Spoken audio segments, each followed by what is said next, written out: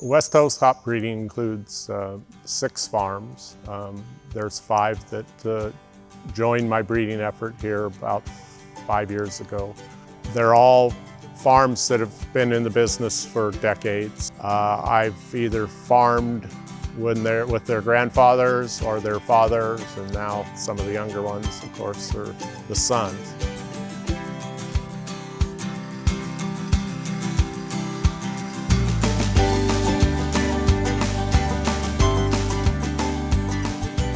The nice things about growing hops in Oregon is the cool climate in the summertime, and then the periods of warmer weather that helps develop the hops nice and slowly. It's definitely different here, and that brings out a lot of flavor characteristics that don't necessarily come out in other growing regions around the U.S. The Willamette Valley has one of the best hop terroirs in the world, and they produce, I would say, the best hops in the world. I started fooling around with breeding hops in 2007, and the motivation was that I was doing organic hop production. The varieties that I could grow here in Oregon were very limited. They were mostly European varieties, Pearl, Magnum, varieties that the Germans had bred for more like an Oregon climate. Some of the challenges of growing hops in Oregon come from our unique seasons. And it's wet and damp here in the spring, so we get fungal diseases like downy mildew. Powdery mildew can start early. Nobody likes having to spray any pesticide, and if we can get away from doing that by breeding, and that's pretty much this long-term solution is breeding away from those problems. We've taken it from the organic farm and started to grow it conventionally using fungicides and commercial fertilizers. The yield and the growth of the hop is just phenomenal because it was bred to be grown organically, so it makes it a healthier hop to begin with. The McKenzie hop really took off when Larry Sador called John I. Haas and told them that he had brewed with it, and he said that they should look into it.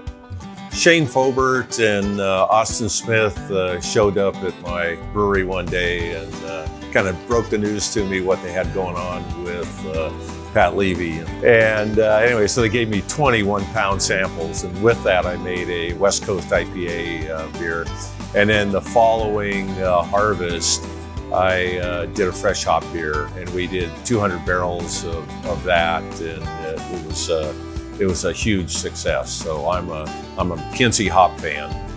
Yeah, the McKenzie hop, the first time I had it was at a craft brewery here in Oregon.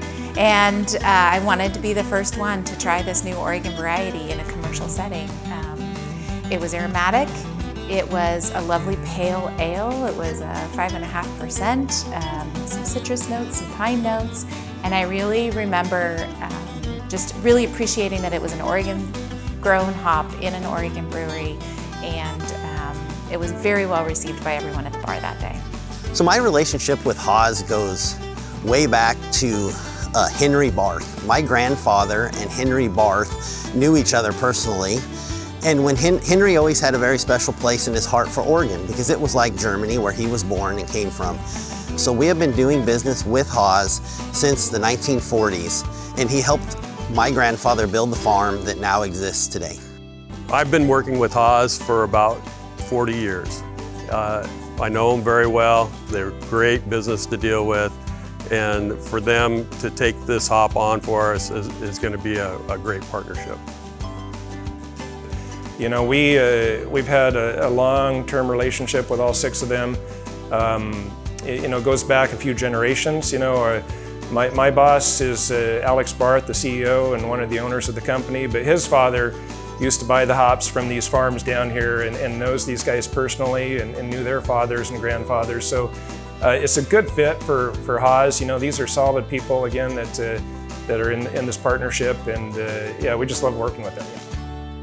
So the McKenzie hop has a stone fruit characteristic to it. The aroma is very distinct when you brew with it. It's really interesting. It's got kind of a stone fruit, lemon, sort of a flavor that's unique to us. We didn't really have that in our portfolio, and so we really like the flavor of it.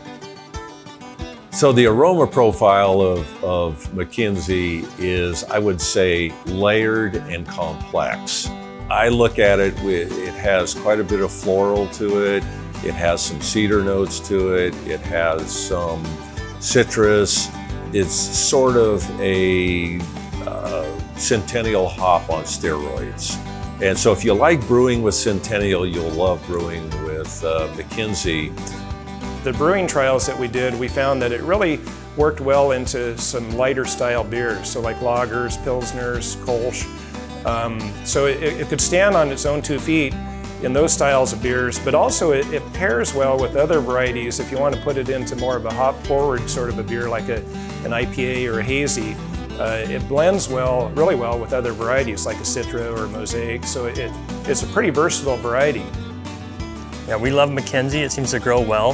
It does self-train up the string, which is good. It helps with labor.